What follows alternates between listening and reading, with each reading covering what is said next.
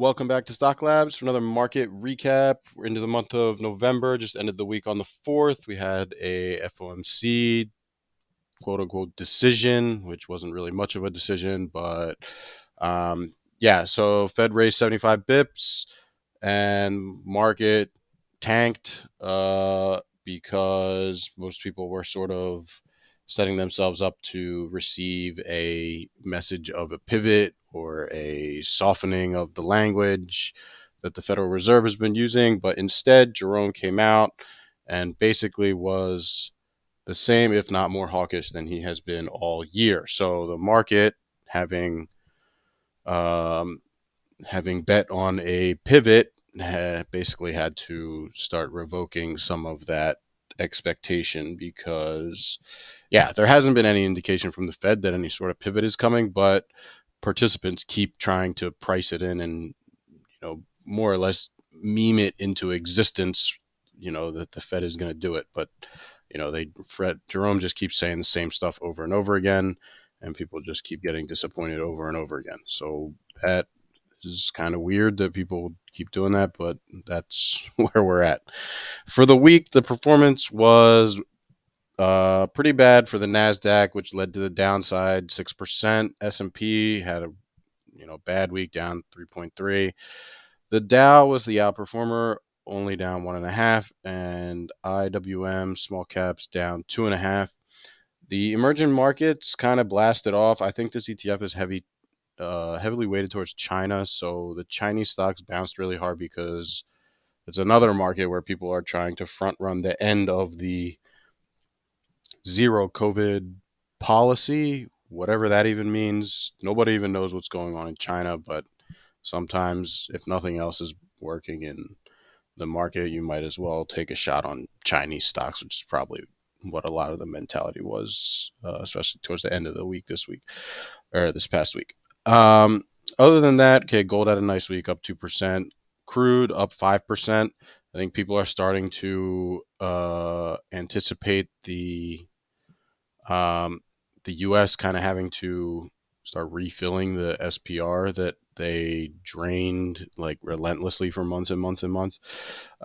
So this oil trade has kind of firmed up now. It looks like into the end of the year. We'll see if it maintains that, but that is kind of what it looks like it's trying to do. As far as the leadership stocks, at least on the tech side, you can imagine they had a quite poor week. Amazon underperformer, down 12%. Netflix also down 12%. Apple down 11.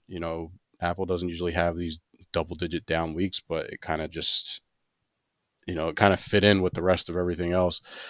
Google down 10%. Tesla down 9. Facebook/Meta down 8. Microsoft down 6. And Nvidia somehow outperformed, squeezed out a plus 2% week, probably because Kramer says he's short, as funny as that is. So bad week for the leadership stocks. I mean, the Nasdaq was down 6% or something. So I mean, these were the primary reason for those for that Nasdaq kind of loss, along with the Fed. None of these companies have really said anything great on earnings. Some of them have been particularly bad, like Meta. Even what was it? Even Microsoft had some pretty bad numbers for, or Microsoft had pretty soft numbers for Azure before, and then Amazon had some pretty bad numbers. The retail side was never anything, but the cloud side and all of that, which is the profit driver, basically. So for breadth, we'll take a look at the industries. And overall, this actually doesn't look too horrible. You wouldn't really be expecting a down 3.5 S&P week based on this, or down 6% Nasdaq based on this. I mean, median tech stock was only down 2.5. So a lot of stocks actually held up pretty well, despite the indices getting hit hard. on the in the middle of the week, and kind of trying to make a little bit of a clawback at the end of the week. But basic materials outperformer up 2.5%. It's a solid week. Basic materials have been their own trade more or less all year.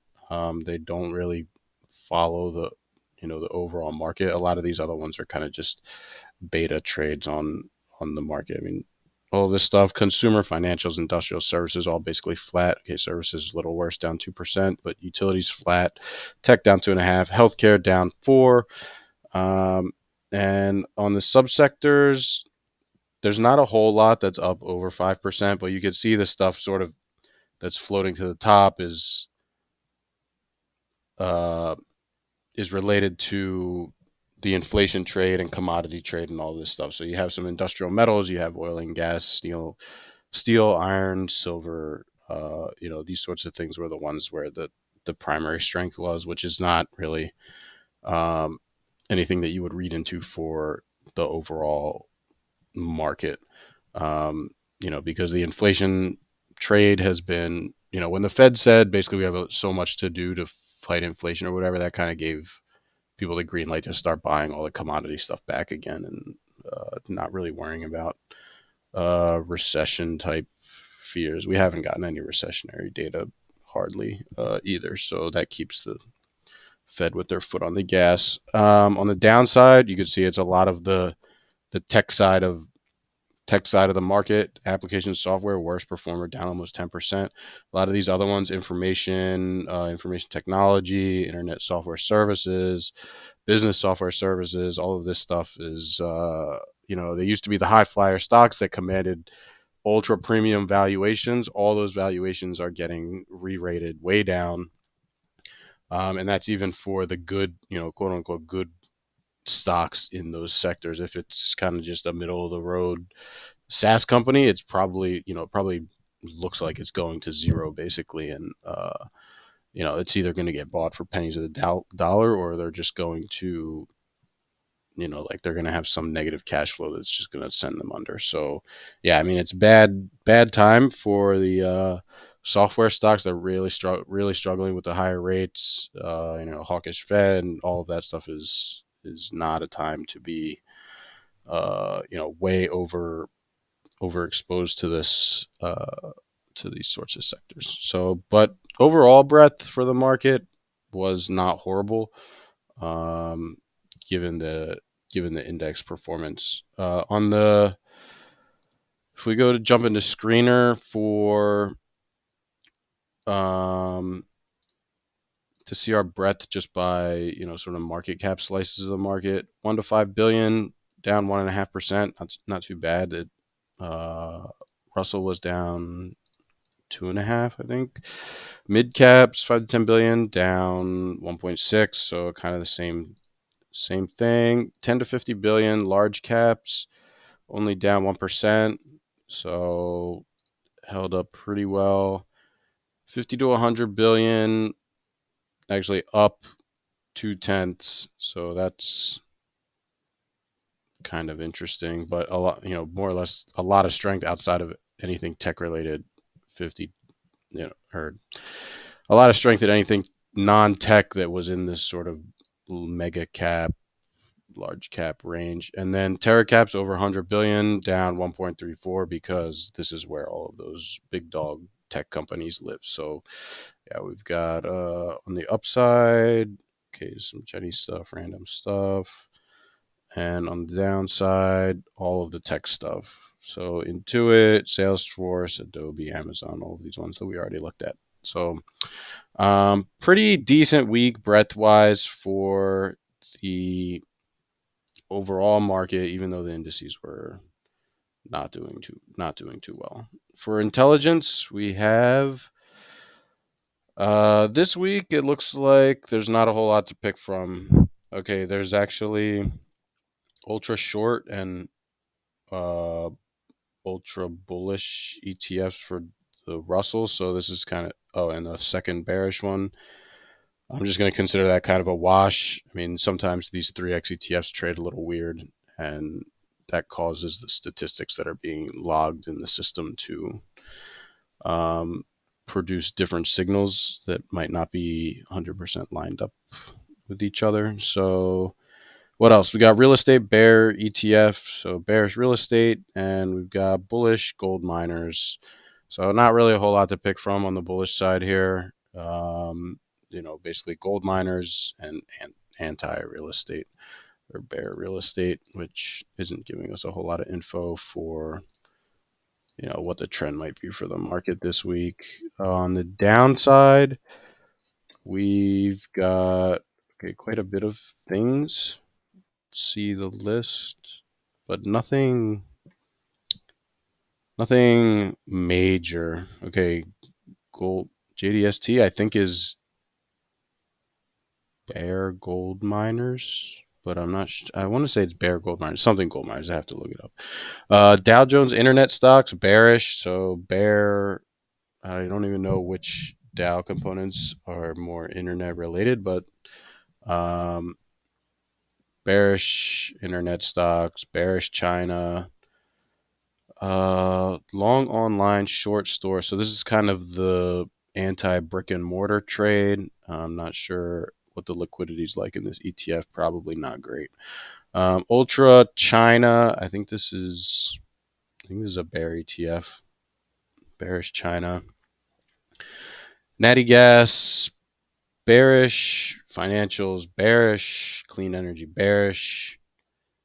Bear gold miners bearish. So bull gold miners again. Airplanes, airlines bearish, and cannabis bearish. Okay, there's nothing here that's too major as far as you need this sector to go up or the market to do well or anything like that. It's kind of just a smattering of whatever, which I think this is because the market has kind of become a little choppier and not everything's moving the exact same direction all the time, right? So the Nasdaq is here making new 52-week lows basically. The S&P and Dow are still well off the summer lows. So you've seen some pretty decent strength in other sectors, not named tech. I do think that this week probably you're in for something pretty choppy. I'm not sure you're going to see a whole lot of strength to the upside as far as trend goes. I mean, we'll see, rips up that sort of peter out, but I think for this week you're going to see a reassertion of the downtrend, with the Nasdaq sort of leading, and the Dow and the S&P, since they're way off those 52-week lows, they have a decent amount of room to give back more of the most recent rally. So I think you're in for another soft week. And we'll see what it looks like as we get closer to Thanksgiving, where the volume sort of dries up. It's easier to push the market around, and you see more short covering in those tapes. But for this one, I think people are still trading for the year. They got stuff to close out of their books that they don't want into next year, and I think you're just going to see a soft week. So we'll check back in next weekend and stay safe out there. Hope you're having some fun in the bear market, and we'll talk to you later. Bye.